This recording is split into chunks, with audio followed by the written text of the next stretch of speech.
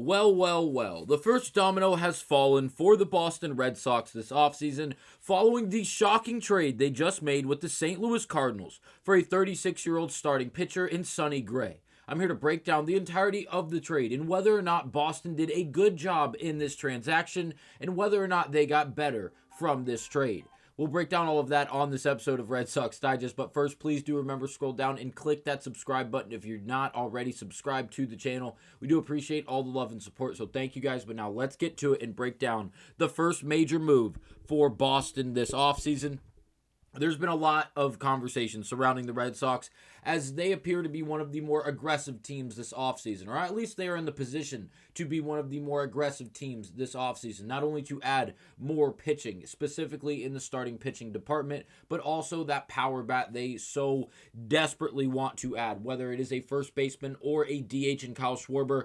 They need another bat. So let's start with what has already happened, because it's the first big move outside of the 1-for-1 trade between Marcus Semien and Brandon Nimmo with the Rangers and the Mets that took place yesterday. This is really the next biggest thing, and the only other big thing that has happened, transaction if you will, that has taken place since the offseason has officially started. And Jeff Passan, shout out to him, as always, the full trade per ESPN sources. The Boston Red Sox received Sonny Gray in cash, and the St. Louis Cardinals received left-handed pitcher Brandon Clark and right-handed pitcher Richard Fitts. Richard Fitts has already started his major league career and has made multiple appearances on the major league level through 2 different seasons for the Boston Red Sox. Has he been an all-star, a Cy Young, someone who looks like they could be one of the top prospects in all of baseball?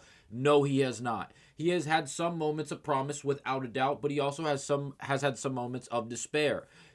He's very young in his career. He's only, 25 years of age. He has a long career out in front of him and could legitimately be in the starting rotation for the St. Louis Cardinals by the time the season starts, and definitely by the time this up-and-coming season actually finishes. We'll break down the nitty-gritty between those two players, and Brandon Clark and Richard Fitts, and really the data behind them and the underlying metrics we have available. But first, we're going to start with the Sonny Gray conversation and really what took place with his contract. So Sonny Gray, before there was reconfiguration, which we'll cite here from Ken Rosenthal in just a second, basically Sonny Gray was going to make $41 million just this up-and-coming season alone. Like, he was going to have this year at $41 million, and then next year he'll have a mutual option that has been reconfigured because of the cash that has been given to the Boston Red Sox in this trade along with Sonny Gray. So the site Ken Rosenthal, he goes on to say, sources confirm Sonny Gray traded from the Cardinals to the Red Sox, contract being reworked to 1 year plus mutual option. 2026 salary will be a $31 million, mutual option buyout of $10 million. Gray essentially getting paid $41 million for 1 season of work. And if you go to Spotrac and you go on to check out what is actually going on in the sense of contract situation with Sonny Gray, you notice he's going into that one of the final years of his deal before having that mutual option, and then he will become an unrestricted free agent from the Boston Red Sox, unless he's obviously waived beforehand, which is very unlikely.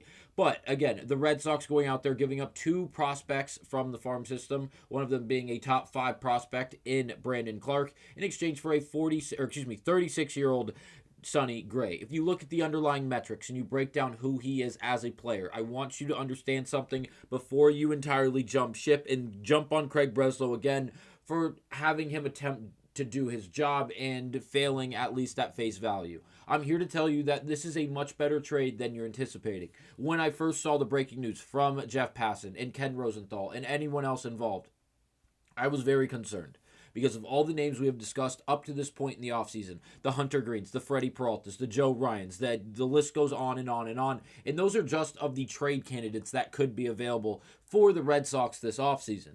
And despite that, and despite all the lucrative amount of dominant names that could be available via trade, the Red Sox went a different route. And yes, they did go out and acquire another starting pitcher, but he is older, and his underlying metrics aren't going to blow you away by any means. Last year, he had a 4.5 ERA and won 14 games into his 8 losses. Overall, not the prettiest when it comes to face value, but if you dive into things and you actually look at some of the hardline stats underneath the hood, Sonny Gray does a few things exceptionally well across the board. And one of them is striking guys out, and going hand in hand with that, he doesn't walk anybody. He walks very few batters while striking out a ton. If you look at the base on balls percentage, the highest ranking and highest overall, if you will, when it comes to these underlying metrics. If you look at the chase whiff, as well as the K percentages, all of them way above league average, correlating with themselves, as well as with the base on balls percentage. As he doesn't walk guys, he creates a lot of swing and miss, and he creates a lot of strikeouts, resulting in a lot of strikeouts and not a lot of walks, which is always good to see. The biggest takeaway for me when this happened was, why would Breslow do this? We have heard about the Breslow model over and over and over again, and how fastball velo is one of the key factors to that model. And Sonny Gray is 36 years of age, has never really been a dominant force in the sense of fastball velocity. And then the Red Sox go out there and move the number 5 prospect in the farm system, who seems to be like, he could be one of the dominant arms here in the next few years, especially for the St. Louis Cardinals, in Brandon Clark. You go out and you trade for a 36-year-old who throws 92 miles per hour on average. Yes, the breaking ball with the slider, the curveball, and others are great, and he has a great arsenal, a legit 6-pitch mix that can cause problems for really any batter in the league, righty or lefty. But it just feels like there was something missing here. But I'm here to tell you that this is going to end up being a good move for the Red Sox. And I don't want you to think the first 5-6 starts of Sonny Gray's career in Boston are going to have to be spotless. And if they're not, he's a wash and a waste of talent and a waste of a trade. Give him some time. If you look at his top performances from this past season, the earlier stages of that season were not so good for Sonny Gray. But by the time post All-Star break, or just around that All-Star break, things were a lot better for Sonny Gray. It felt like the command was a lot better. The ability to create that swing and miss had gone up exponentially, and it looked like he became one of the better pieces for the St. Louis Cardinals in that starting rotation once he had finally settled in.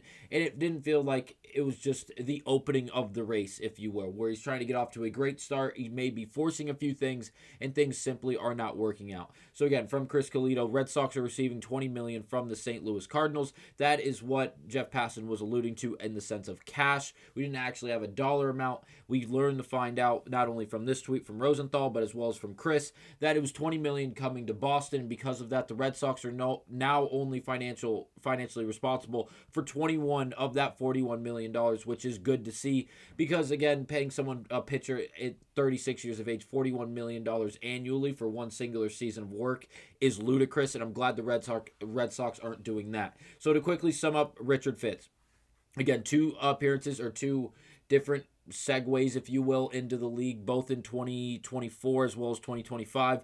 Not a lot of reps, decent amount. Again, he is going to find himself working his way up to the major leagues, probably for some time in that Cardinals AAA system, AA system, before he proves himself, or there's an opening presented to him where he has to go out there and make some good. For Brandon Clark, that is the biggest name that we're going to discuss. And this kid was the number 5 overall prospect in the Red Sox farm system, and it was well-deserved. This kid is an absolute stud, a left-handed pitcher who sits around 95 to 97 miles per hour. And if you look at those strikeout percentages compared to his walk rates, they are phenomenal. In 38 innings pitched in 14 games, it was a 4.0 ERA. Not the greatest stuff, but again, he is a youngster. He's only 22 years of age, down in single as well as in high A. He posted a 1.16 whip, which is phenomenal, a 34.5% K percentage, a walk percentage at 15.5, and again, a K to walk percentage of 19%. Absolutely phenomenal. Whiff percentage just under 45%. Strike thrown percentage just under 57%. This kid is really, really good. And if you look at the scouting grades in the second column, if you will, in his ETA to the actual MLB is 2027. We all know how things work. It could end up being fast-tracked. He could be there by the end of this year. We have no idea. But then, again, for the fastball grade, 60 out of 60, that fastball velocity is real, especially from that left-handed arm slot. They can come off aggressive than the slider. Arguably his best pitch, 60 out of 70 grade, breaks a lot horizontally. He actually hit 91 miles per hour on that sweeping slider. which is holding him in high regard across the community when it comes to prospect rankings, which is enjoyable to see, but no longer for Red Sox fan because he is now a part of the St. Louis Cardinals organization. If you look at the starting rotation as of now, Crochet, Gray, Bello, Crawford, and Sandoval, I think Breslow and the rest of this front office for Boston is far from finished when critiquing this starting rotation for the Red Sox. At least I hope they are, because we need more. There needs to be more. Sonny Gray, I don't believe, can be the full number 2 guy behind Crochet at that level that the Red Sox are looking to compete at all year long. Possibly in the second half they can really rely on him, but up until that point, I'm not sure if it'll be the greatest move for the Red Sox. I do like the trade. It's unfortunate to see someone like Brandon Clark go, but again, Sonny Gray is going to do good things for Boston. At least a year, if not 2 years of work, we will see from him, and I don't think they are far from done. I think there's at least one more move coming for the starting pitching department. Whether that is a big name or not, we will have to wait and see, but when we do find out, you will hear it from us on this channel, so make sure you are subscribed. And really, to close out this video, not only did the Red Sox get $20 million in Sonny Gray, but also, again, pointing out things like the K percentages at nearly 10 last year.